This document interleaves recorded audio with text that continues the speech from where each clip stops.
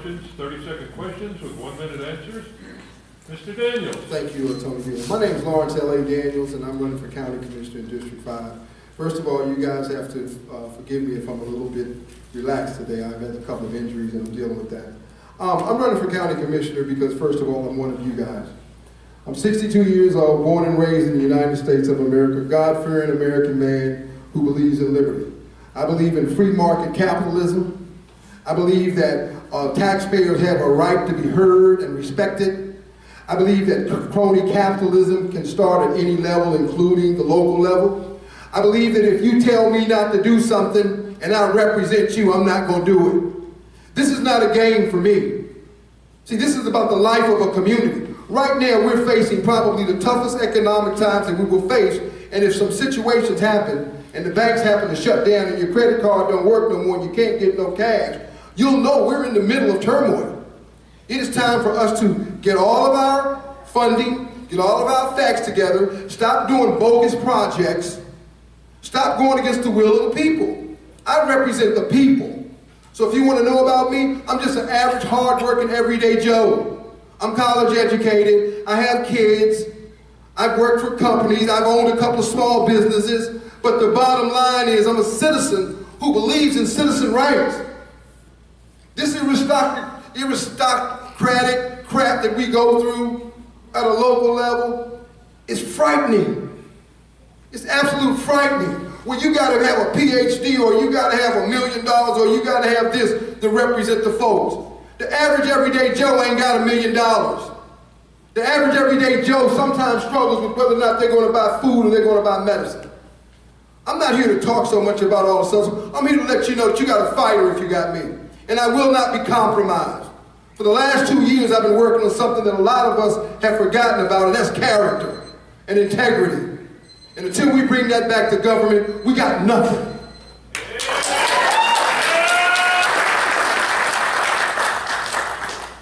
After hearing the candidates' comments, opening comments, I have to say, I'm running for a lot of the same reasons. I got tired of 3 minutes at the podium, and I decided to step up and run for County Commissioner District 5.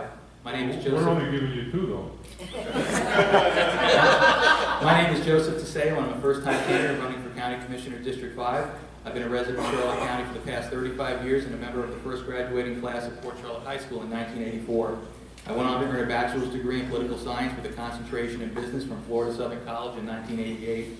By the time I was 26, I founded my own general contracting firm, held 2 professional licenses as a realtor and certified general contractor. I became part owner of Pick and Run convenience stores in 1995 in charge of new store development. I was personally responsible for business planning, finance, budgeting, contracts, and all matters relating to construction. At a very young age, I learned the value of hard work, responsibility, free market principles, and that an individual's upside potential is unlimited. The core role of a commissioner is to craft policy regarding the health, safety, and welfare of the public, while at the same time being a steward of taxpayer dollars. In terms of policy, I recognize that staff recommendations should be valued. However, those recommendations are not mandates. If you're going to advance new or challenge existing policy, you need to draw upon a body of knowledge, experience, and public input. If you look back at any board agenda, the vast majority of issues concern contracts, budgets, finance, infrastructure, land use, and planning. I spent my entire career immersed in these types of matters and can fully engage on day one if I'm elected. I understand that political rhetoric and pandering won't solve problems. It doesn't work in Washington and it won't work here. The taxpayers of Charlotte County work very hard and they expect competent constitutional officers when conducting the business of the people. In addition to my work experience, I've been giving back to community service in a number of ways.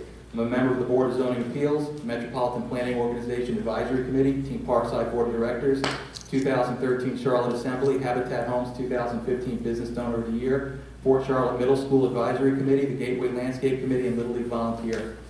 After a comprehensive interview process, I've been endorsed by Enterprise Charlotte Economic Council and the local firefighters and paramedics.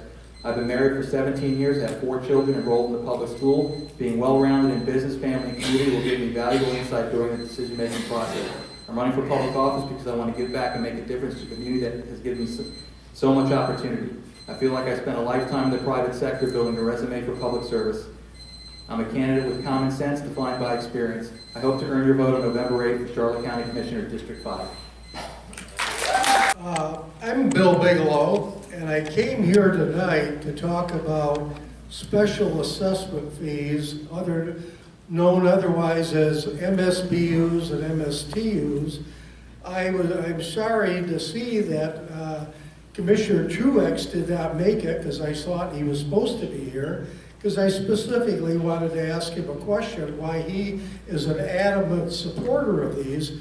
There are 80 such units now in our county, and so I'll ask the rest of the people that are running here what they think about them, and what I want to know is what do you think is the fairness of them, because according to Florida Tax Watch, the average per capita annual assessment by Charlotte County on its people for the special fees is 830% greater than the average collective annual assessment of the other 66 counties in this state. This is outrageous, and turn it into a question, please. I did. I said I want him to talk about the fairness of this law. All right. And I also want them to address, is it fair that we cannot vote on these MSBUs and MSTUs, or we can't vote to sunshine them and eliminate them? Yeah, I'll grab that one first. That's a great question. The MSBU system really is a system that's been hijacked, I think, by the county. It's probably one of the most expensive ways to collect the tax and administer it. We're spending millions of dollars just to administer the MSBU program. There was a study done in 2007 by a government services group that the county had ordered, and it was a way to reduce or eliminate MSBUs in the county. I've asked the commissioners on a number of occasions to bring that up for public hearing. If I'm elected commissioner, the first thing I'm going to do is ask that that study that's already paid for and done be brought before the public, and we have a hearing. There's over a dozen recommendations on how to eliminate MSBUs.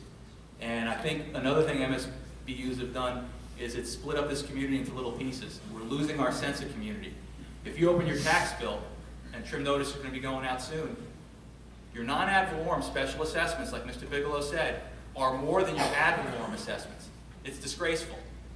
Something's got to stop, something's got to happen, because the county keeps introducing more MSBUs as a way to tax our citizens. Thank you. I've been a proponent 4 years ago when I first ran for office to talk about the tyranny of MSBUs and TSBUs, so it's not new for me. What's sad is this. We have people that are in bed with the commissioners, but they never talk to the commissioners about that when they buddying up with them and hanging out with them and all those things. And then they come out here in the forum amongst the people and they say, I'm against MSBUs.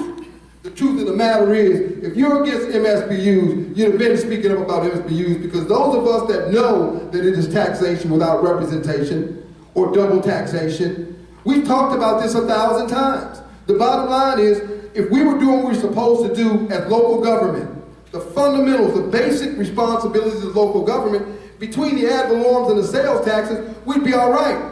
But we haven't found a project that we don't want to find money or get a bond for or go borrow money for. We believe in credit, and it's going to dig us into a deeper and deeper hole. Regarding MSBUs, if a group of people want to have MSBUs and they get everybody in their area to do it, then so be it. It's their will. But how we've done it is we've really hijacked the people's ability to make a decision, because it comes in a little sheet of paper, and you find out that you paid $3 or $4 for an MSBU that you didn't even have any input into whether or not you were going to have this MSBU. So yeah, it's fraudulent.